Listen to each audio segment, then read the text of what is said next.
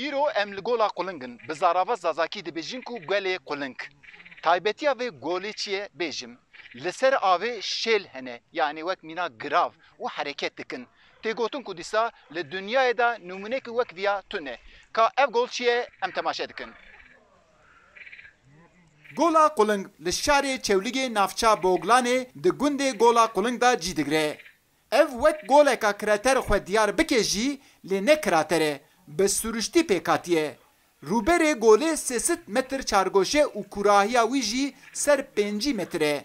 Korta vê golê çawa û bi çi awayê pêkatiye kes nizane. Lê li gorî hin pêzanîna tê diyarkirin ku pêşî korta vê golê bi avê pir bûye û paşê jî ser wî şêl girtiye û dûra jî bi şiklekê hin şêl ji hev û din veqetiyane.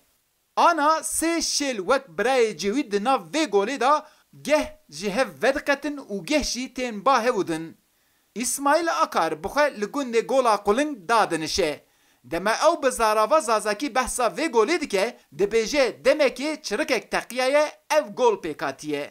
Namem İsmail, en vernetiya dedem o en vaşçintin u vetat vaşçintin yo qajik şrawat vat matiyara av biyartiya das çirikese. Qajo miyotya na tera çirik taqat ya heme xaver nabi. Navê vê golê ji qulingan tê. Berî ku bibe ciyê geştyariyê gelek quling dewrûberê vê golê da hêlînên xwe çêdikirin.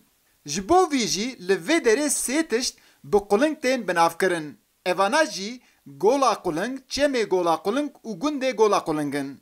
Ev gol li Herêmê wek efsaneyekê jî derdikeve pêş. Hin kes ji vê golê ra gola bêbinî dibêjin. Hin kes jî dibêjin ku gayek ketiye vê golê laşê wî di çemên Muradê da hatiye dîtin. Dewrûberê vê golê bi darên berû hatiye dorpêşkirin. Lê ana her derê wî hatiye girtin. Sedat Taş li vê derê karê kafê dike. Ew dibêje ku pêştir dewrûberê vê golê betal bû. Ana bi kafê û ciyê pîknîk hatiye dorpêşkirin. Namem Sedat, ana hotser etiya xeftena. Etiya adê mayê şîrevî şêl ay zareydi. Şêl pêr yüzmüş bin.